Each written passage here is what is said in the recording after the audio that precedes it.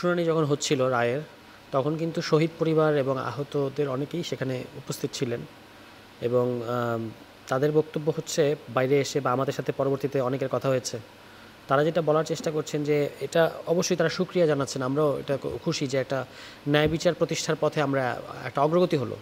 কারণ চূড়ান্ত ন্যায় বিচার প্রতিষ্ঠা হবে যদি এই বিচারটা কার্যকর করা যায়।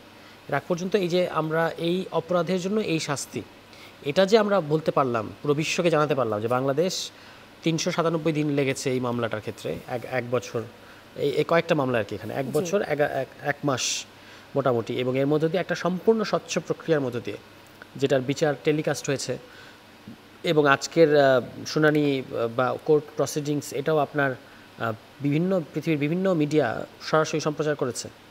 ফলে এটার কোনো মানে আইনগত কোনো প্রশ্ন কেউ করতে পারবে না, যেটা কোনো ক্যাঙ্গারু কোর্ট হয় নাই, যেটা ধরেন অতীতে যে সমস্যাটা ছিল সালাউদ্দিন কাদের চৌধুরীরা যেটা শিকার হয়েছিলেন, যে এক ধরনের বলবো রাজনৈতিক প্রতিহিংসা চরিতার্থ করা হয়েছে, হ্যাঁ, মানে অতীতে।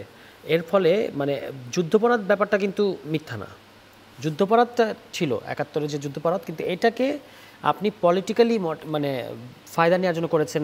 স্কাইপে কেলেঙ্কারি আছে, আপনি দাঁড়ায় যাবেন, আমি বসাই দিব, এখানে আসামি পক্ষের আইনজীবী, আসামি পক্ষের যারা ছেলে বা সন্তান বা সাক্ষী তাদেরকে গুম করা হয়েছে, এরকম করে পুরো জিনিসটাকে বিতর্কিত করে এটাকে একটা অগণতান্ত্রিক শাসনের দিকে নিয়ে গেছিল Awami League. On the other hand এই ১ বছরের মধ্যে কিন্তু বিচার প্রক্রিয়াটা স্বচ্ছ ছিল না, সেটা একেবারেই স্বচ্ছ ছিল না, মানে এটা রাজনৈতিক উদ্দেশ্য প্রণোদিত ছিল এবং রায়গুলো আগে থেকেই প্রিডিটারমাইন্ড ছিল। বিচারের ক্ষেত্রে আপনাকে তো খোলা থাকতে হয় যে মানে শেষ পর্যন্ত আমরা বিচারের মধ্যে দিয়ে বলতে পারবো যে কী শাস্তি হবে। আমরাও কিন্তু এতদিন পর্যন্ত বলেছি, দেখবেন আপনার যে বিচার চাই, আমরা বলি না যে ফাঁসি দিতে হবে, আমরা বলেছি বিচার চাই। এখানেই শাহবাগের সাথে আমাদের পার্থক্য, যে শাহবাগ একটা বিচার ঠিক করে দিচ্ছিল যে ফাঁসি লাগবে, আমরা বলেছি যে বিচার হতে হবে যে অপরাধের জন্য। যে আজকেই দেখবেন এই যে মামলাগুলো, একটা মামলার কিন্তু এক ধরনের শাস্তি দেওয়া হয়েছে, কোনোটায় যাবজ্জীবন, কোনোটায় আপনার ফাঁসি। হ্যাঁ, তার মানে হচ্ছে যে মানে ওই বিচারের মানে অপরাধের মাত্রা অনুযায়ী বিচারের যে ব্যাপারটা বা রায় দেওয়ার ব্যাপারটা সেটা হয়েছে, এবং এটা নিয়ে আমি মনে করি যে এটা আন্তর্জাতিক মানটা এখানে রক্ষিত হয়েছে। আমরা পুরো বিচার প্রক্রিয়াটা ইভেন আপনি চাইলে ওখানে বসেও দেখতে পারতেন, এটা তারা উন্মুক্ত রেখেছিলেন।